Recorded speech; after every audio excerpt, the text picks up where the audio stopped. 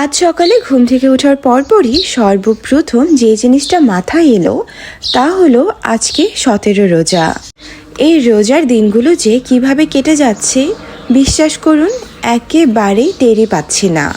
এর ভিতরে আবার মেয়ের পরীক্ষা চলছে, যার কারণে অন্যান্য বছরের মতো 2-4 দিন শপিংয়ে যাওয়া, একটু বাবার বাড়িতে যাওয়া, একটু শ্বশুর বাড়িতে যাওয়া, এগুলো কোনো কিছুই হচ্ছে না। আমি জাস্ট ওয়েট করছি কবে আমার মেয়ের পরীক্ষাটা শেষ হবে আর কবে জাস্ট আমি একটু ছুট পাবো। অবশ্য মেয়ের পরীক্ষা শেষ হতে হতে 24 তারিখ, তখন ঈদের দেখা যাবে থাকবে আর 5-6 দিন। এই লাস্ট 5-6 দিনের ভিতরে যে আমি কি রেখে কি করব অ্যাকচুয়ালি ভেবে পাচ্ছি না। ইচ্ছে আছে যে এই বৃহস্পতিবার শুক্রবারের মধ্যেই মানে এক রাতের জন্য হলেও বাবার বাড়ি থেকে একটু ঘুরে আসতে। এরপর আয়াতের পরীক্ষা শেষ হলেই চলে যাব শ্বশুর বাড়িতে। আচ্ছা, আপনারা কি ঈদ করতে গ্রামের বাড়িতে যান? আমি এটা খুব ভালো করে জানি, ঈদের মধ্যে গ্রামের বাড়িতে যাওয়ার মতো আনন্দ আসলে আর নেই।